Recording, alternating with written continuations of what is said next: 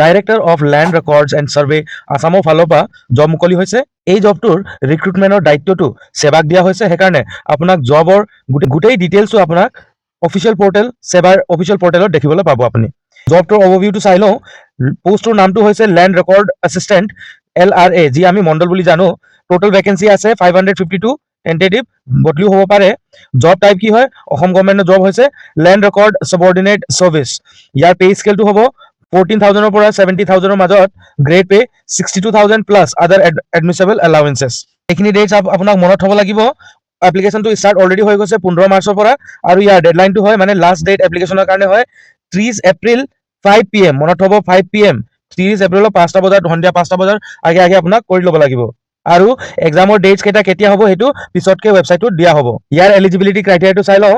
Educational কোৱালিফিকেশ্যনটো লাগিব must have passed HSLC class 10 or equivalent from recognised board. ঠিক আছে, ক্লাছ 10 পাছ হ'ব লাগিব, ক্লাছ 10 বা ইকুইভেলেণ্ট যিকোনো এটা হ'ব। ইয়াত এটা মেণ্ডেটৰী ৰিকুৱাৰমেণ্টটো আছে, এইটো হৈছে 6 months recorders certificate class course RCCC training from the Assam surveys and settlement training centre Dakshin Gaon. গুৱাহাটীৰ দক্ষিণ গাঁৱত যি চেণ্টাৰটো আছে RCCC ট্ৰেইনিং দিয়াটো, তাৰ পৰা আপোনাক 6 মাহৰ এই কোৰ্চটো কমপ্লিট কৰা হ'ব লাগিব। ইয়াৰ ওপৰত আপোনাক কম্পিউটাৰ স্কিলটো লাগিব।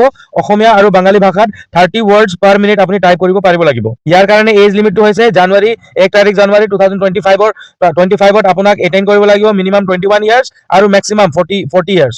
আৰু যি এইজৰ ওপৰত ৰিলেক্সেশ্যনটো থাকে ষ্টেণ্ডাৰ্ড গভৰ্ণমেণ্ট ৰুলৰ মতে, সেইটো থাকিব ST SC OBC MOBC PWD কেণ্ডিডেটছৰ কাৰণে। ইয়াৰ চিলেকশ্যনৰ প্ৰচেছটো আপোনাক মই বুজাই দিওঁ। Selection process is divided into 2 major stages. দুটা ভাগত হ'ব। প্ৰথমটোত হ'ব ৰিটেন এক্সামিনেশ্যন 80 মাৰ্কছৰ হ'ব। অবজেক্টিভ টাইপ কুৱেশ্যন MCQ আহিব। নেগেটিভ মাৰ্কিং আছে ইয়াত। নেগেটিভ মাৰ্কিং 0.25, মানে 4টা ভুলকে উত্তৰটো দিলে আপোনাৰ 1 মাৰ্কটো নেগেটিভ, মানে মাইনাছ কৰি দিয়া যাব। চিলেবাছৰ ব্ৰেকডাউনটো থাকিব। মেথছত আপোনাৰ 10 মাৰ্কছৰ আহিব। জেনেৰেল ক্লাছ 10 লেভেলৰ মেথছ আহিব 10 মাৰ্কৰ, আৰু কনভেনচনেল ছাৰ্ভে আৰু মডাৰ্ণ ছাৰ্ভে 50 মাৰ্কছ আৰু 20 মাৰ্কছ ৰেস্পেক্টিভলি আহিব। 80 মাৰ্কছৰ আপোনাৰ ৰিটেন এক্সামটো হৈ গ'ল। তাৰপিছত 20 মাৰ্কছৰ আপোনাৰ থাকিব স্কিল টেষ্ট। আছামিজ আৰু বাঙালী ভাষাত আপোনাৰ টাইপিং টেষ্টটো লোৱা হ'ব। তাৰপিছত task Assamese Bengali Unicode typing, basic operation, data entry and file handling, এজৰ আপোনাৰ স্কিল টেষ্টটো লোৱা হ'ব। কোৱালিফাইং মাৰ্কছ আছে আণ্ডাৰ ৰিজাৰ্ভৰ কাৰণে 40%, 32 মাৰ্কছ ৰিটেন আৰু 8 মাৰ্কছটো আপোনাৰ স্কিল টেষ্টত পাব লাগিব। আৰু ৰিজাৰ্ভ কেটেগৰীৰ কাৰণে 30%, 24 মাৰ্কছ আৰু ৰিটেনত আৰু 6 মাৰ্কছ স্কিল টেষ্টত আপোনাক পাব লাগিব মিনিমাম। ইয়াৰ কাৰণে আপোনাৰ ডকুমেণ্টছ কি লাগিব? ডকুমেণ্টছ আপোনাৰ লাগিব hard copy of online application. আপুনি যি এপ্লিকেশ্যনটো কৰিব সেইটো প্ৰিণ্ট আউট কৰি থ'ব লাগিব আপোনাৰ hard copy of online application.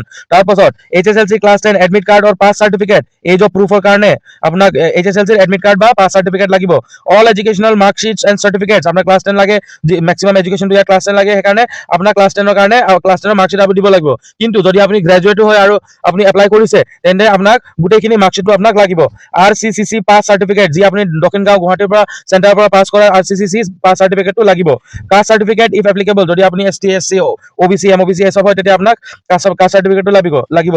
ডেক্লাৰেশ্যন form এইটো ফৰ্মটো আপোনাক ডেক্লাৰেশ্যন ফৰ্মটো লাগিব। এপ্লাই কৰা প্ৰক্ৰিয়াটো চাওক। ভিজিট দ্য সেৱা অফিচিয়েল সেৱা পৰ্টেল sebaonline.org, এইটো পৰ্টেলত গৈ কিনে এপ্লাই কৰিব লাগিব।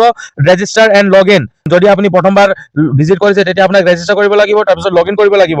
লগ ইন কৰাৰ পাছত upload recent passport size colour photo, আপোনাৰ ৰিচেণ্ট মানে এতিয়াৰ কাৰেণ্ট টাইমৰ আপোনাৰ পাছপোৰ্ট চাইজ কালাৰ ফটোটো এটা দিব লাগিব। চিগনেচাৰ দিব লাগিব। তাৰপিছত RCCC চাৰ্টিফিকেটটো দিব লাগিব। Submit the form and print the confirmation page for future reference. Job apply কৰাটো প্ৰুফটো লাগিব, সেইকাৰণে আপোনাক প্ৰিণ্ট আউটটো এটা কৰি ল'ব আপুনি। মই আৰু এবাৰ কৈছোঁ, ৰিক্ৰুটমেণ্টৰ গোটেই প্ৰক্ৰিয়াটো সেৱাক দিয়া হৈছে, দায়িত্বটো সেৱাক দিয়া হৈছে। সেইকাৰণে সেৱাৰ পৰ্টেলতে আপোনাক এই গোটেইখিনি ৰিক্ৰুটমেণ্টৰ আপডেটছখিনি আপুনি দেখিব পাব। লগতে আপুনি এই চেনেলটো ছাবস্ক্ৰাইব কৰি দিব, so that আপুনি ইয়াৰ টাইমলি আপডেটটো পাই থাকিব পাৰে। লগতে বেলেগ জবছৰ বিষয়েও আপোনাক ভিডিঅ'টো চাবলৈ আপুনি পাব। আই হোপ ভিডিঅ'টো আপোনাৰ কাৰণে হেল্পফুল আছিলে।